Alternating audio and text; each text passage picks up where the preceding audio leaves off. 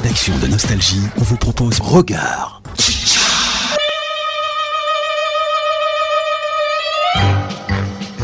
On peut se plaindre de tout dans ce pays, sauf du fait que l'actualité politique nous donne bien souvent l'occasion de se détendre. Je fais allusion ici au vocabulaire né dans la foulée des dissensions qui secouent en interne les principaux partis politiques nationaux. Comme à chaque crise, un nouveau champ lexical, ou du moins un champ lexical nouveau, prend forme et fait force de loi, on aurait dit. Toutes les réflexions et les déclarations tournent curieusement autour de ces termes clés.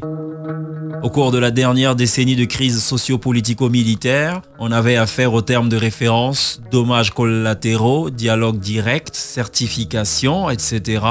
Sans oublier le sombre article 125.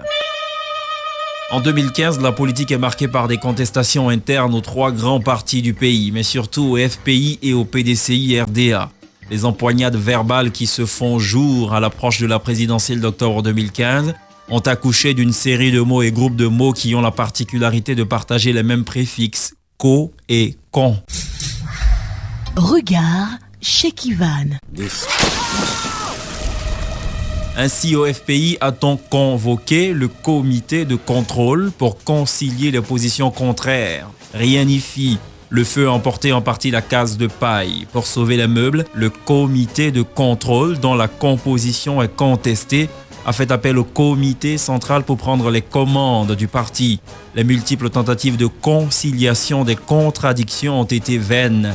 Devant le bicéphalisme de la direction, le parti doit composer avec deux comités centraux jusqu'au congrès de la tendance AFI. En face, le vieux parti vert et blanc est confronté à des frondeurs. Là-bas aussi, le débat se conjugue en co et con, les préfixes de prédilection du moment. Les débats et palabres ont porté un temps sur congrès ordinaire et convention, avec en toile de fond l'appel de Daoukro. Finalement, il a fallu un congrès extraordinaire pour trancher.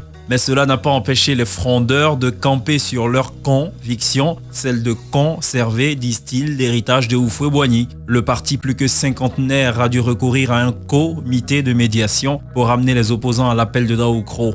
Sans succès, le Conseil des sages, du moins une partie de ses membres, s'est, un moment de la crise interne, prononcé contre le sacro-saint appel de Daoukro. C'était sans compter avec la levée de bouclier des partisans de l'appel de Sa Majesté Sérénissime Président du parti, épaulé pour l'occasion d'une kyrielle de collectifs de soutien, laissant peu de marge de manœuvre à la coalition des irréductibles. À un degré moindre au RDR, après l'échec de la célébration des 20 ans du parti qui a mis au grand jour les conflits sous-jacents, l'heure est à la convergence des positions en vue d'une émergence effective à l'horizon 2020. Dans la foulée, le débat sur l'article 35 de la Constitution a pointé furtivement le nez. Que ce soit au FPI, au PDCI ou au RDR, majorité et mise en minorité s'accordent au moins sur une chose: l'appartenance sans faille à la même famille politique. Un paradoxe qui rappelle qu'à la base, c'est une affaire de copinage sur le dos des concitoyens, une affaire de classe politique and co et compagnie. À bientôt. Vous venez de suivre Regard.